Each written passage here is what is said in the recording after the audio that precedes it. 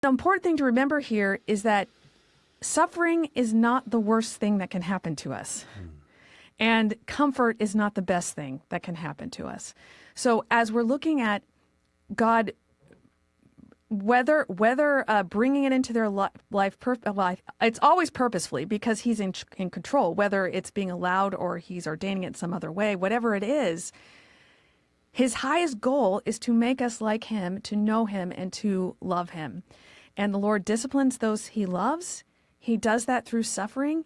But again, we know the promise that he does all things for good. Another thing that's very practical and objective that you can look at is the cross.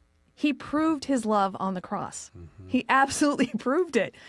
There's no reason for Jesus to die for enemies unless he loves.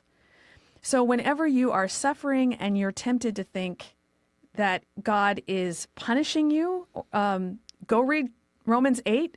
Remind yourself that God is for you. And look at the cross and remind yourself he's already proved that he loves you. Now, one other interesting thing about Job, the devil was trying to prove Job didn't really love God. He loved something more. So that when God took it away, then he would turn against God. So what happens in Job, and this is the incredible thing about that book, when you look at all of his terrible suffering, the depth of his suffering reveals the glory of God because Job loved God more than he hated his suffering.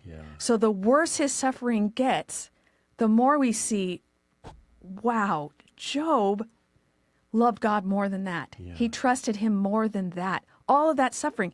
So we start to see how great God is the farther he descends. I mean, there's this one verse right at the beginning, Job 120, right after the first, finding out all of his children are dead.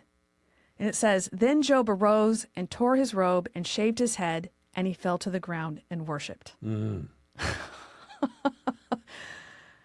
That is who I want to be. And that's who God wants all of us to be. He wants us to love him more than all of these other things. He wants us to desire him more than our comfort.